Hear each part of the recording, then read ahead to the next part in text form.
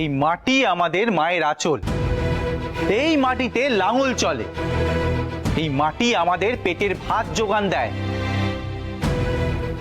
যে মাটি চাষির ঘামে ভিজে সোনার ফসল ফলায়, সেই চাষিদের মিথ্যে প্রতিশ্রুতির ফাঁদে ফেলতে চাইছে ওই মুনাফালোভী কোম্পানি।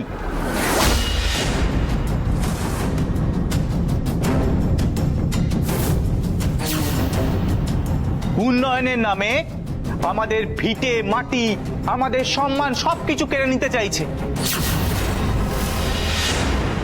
জমি শুধু সম্পত্তি নয়, একজন চাষির জীবন, তার পরিচয়, তার অস্তিত্ব। ঠিক ঠিক, একদম ঠিক, একদম ঠিক, একদম ঠিক বলেছেন।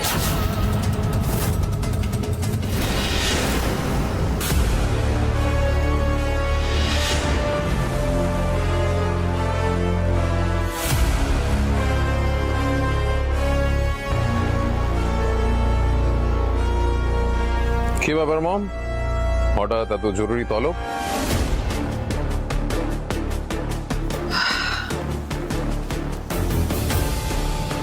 সূর্য,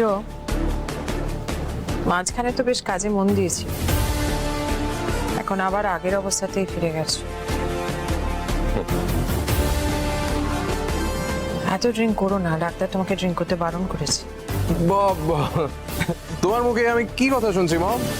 আমাকে নিয়ে হঠাৎ তোমার এত কনসার্ন কেন? আগে তো কখনো দেখিনি। আগে কখনো দেখতে চাওনি তাই দেখনি। এনিওয়েজ, তোমাকে যেই কথাটা বলার জন্য এখানে ডেকেছিলাম সেটা হলো, সোহাগ তার প্রেমিককে নিয়ে আমাদের প্রপার্টির প্রেমিসিসের মধ্যে আন্দোলন করছে। তাই বুঝি? হ্যাঁ তাই। দেখবে, এ দেখো।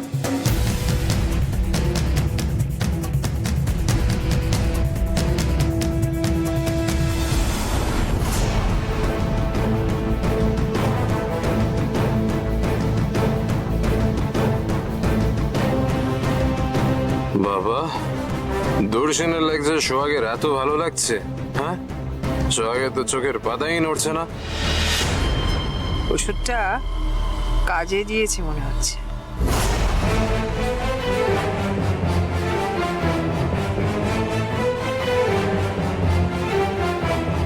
মম, তুমি চাইছো তো সোহাগকে নিয়ে আমি কিছু বলি? আমি একটা কথাও বলবো না। মম, এই দূরশীন, আই মিন সোহাগের বয়ফ্রেন্ড, খুব ভালো লেকচার দেয়, তাই না? সূর্যকে এতটাই নেশা করেছে?